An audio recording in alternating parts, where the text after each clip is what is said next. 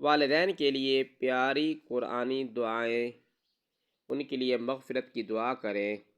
ربنا اغفر لی ولوالدی وللمؤمنین یوم یقوم الحساب، اے میرے پروردگار مجھے بخش دے اور میرے ماں باپ کو بھی بخش دے اور دیگر مومنوں کو بھی جس دن حساب ہونے لگے۔ رب ارحمہما کما ربیانی صغیرا، اے میرے پروردگار ان پر ویسا ہی رحم کر جیسا انہوں نے میرے بچپن میں میری پرورش کی ہے۔ رسول اللہ صلی اللہ علیہ وسلم نے فرمایا، ایک نیک آدمی کا اللہ تعالی جنت میں ایک درجہ بلند کرتا ہے تو وہ اللہ رب العزت سے پوچھتا ہے، اے میرے اللہ مجھے یہ درجہ کیوں ملا ہے؟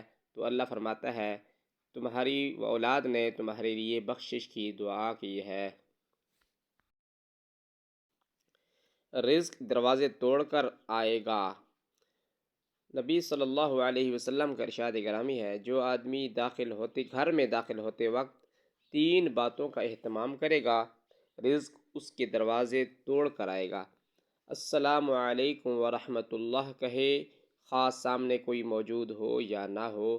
اس کے بعد ایک مرتبہ سورہ اخلاص پڑھے، قل هو اللہ احد اللہ الصمد لم یلد ولم یولد ولم یکن له کفوا احد۔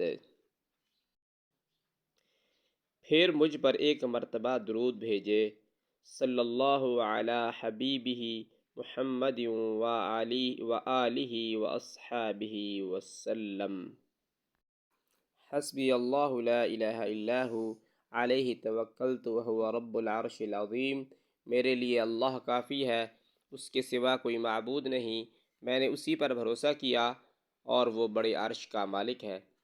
جو شخص اس دعا کو 7 مرتبہ صبح و شام پڑھے، اللہ رب العزت اسے دنیا و آخرت کے تمام کاموں سے آزاد فرما دیتے ہیں جن سے وہ فکر مند ہوتا ہے۔ اس طرح کی اچھی ویڈیوز کے لیے ہمارے چینل کو سبسکرائب کریں، لائک کریں، شیئر کریں۔